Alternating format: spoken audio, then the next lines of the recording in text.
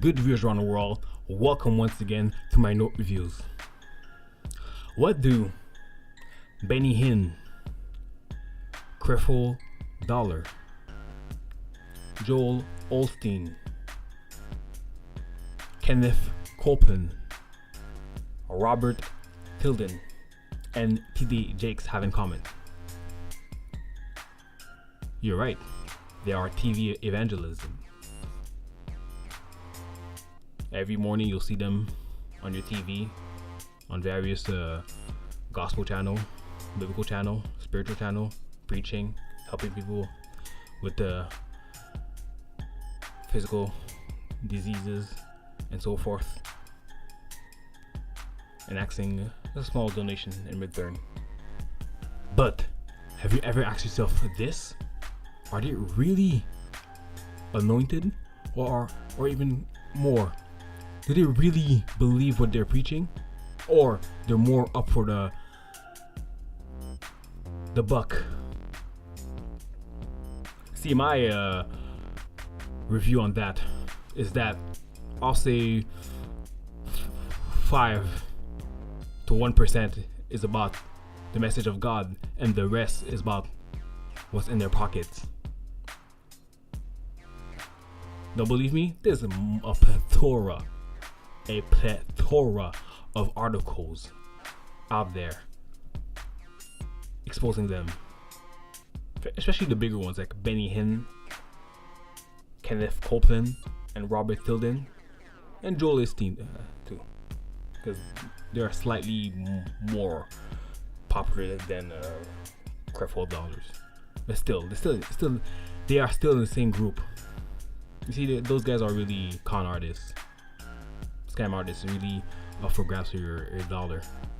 I believe they don't really care about the people they supposedly heal. They don't care about themselves and their family, and of course their bank account. And what's even more disturbing is that those individuals use what's called a mind control, or you can put it down as MK Ultra. I mean, for real, people buy into their supposedly power with those charismatic churches, with their rooftop, with golden ceilings. I mean, does your projection of your church, the image, the beauty of it, or the venue needs to be that crystallized, attractive? You see, there's a great deal of people in America that goes to church just for the glory, just to see those men. And especially if a celebrity backs them up, if a celebrity backs those false prophets out there, that will engage even more people. For a prime example, let's say Michael Jordan would condone Benny Hinn. He on television he'll say that Benny Hinn is one of the best preachers out there. That would engage. That would bring a more audience. People who like basketball, people who like sports would tune into Benny Hinn. It's all psychological programming. And the most deviant part is that there are hidden symbols in those men when they preach. You see, I'm a skeptical person. I don't trust many things. Yeah, I don't even trust my own mind at times. But not to be crazy at this, but I'm really observant.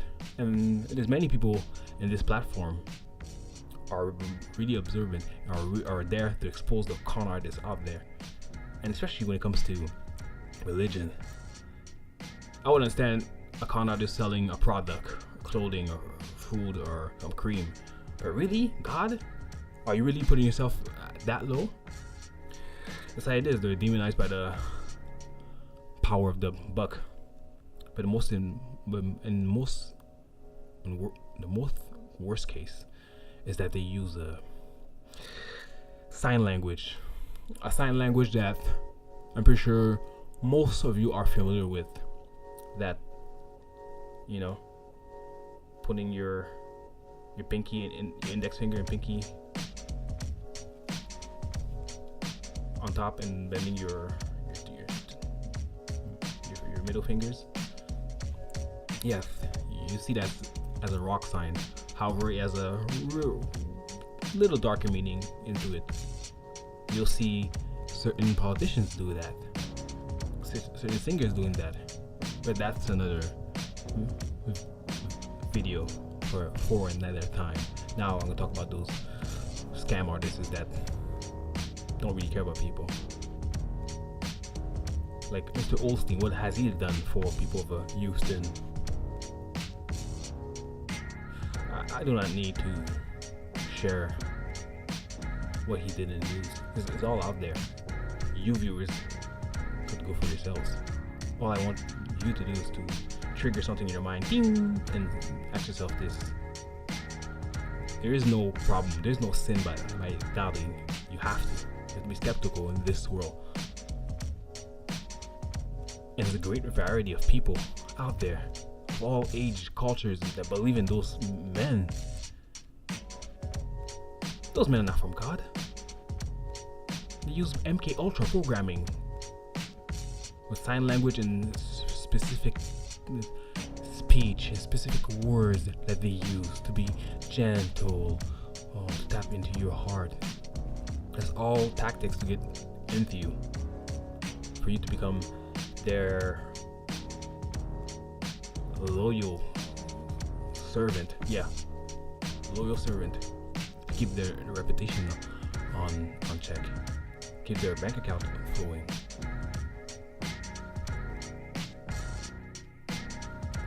There's a book out there called The Fifth Agreement from Don Miguel Ruiz. And if I'm correct, the fifth agreement is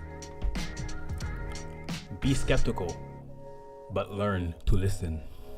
Which means analyzing the situation, analyzing things,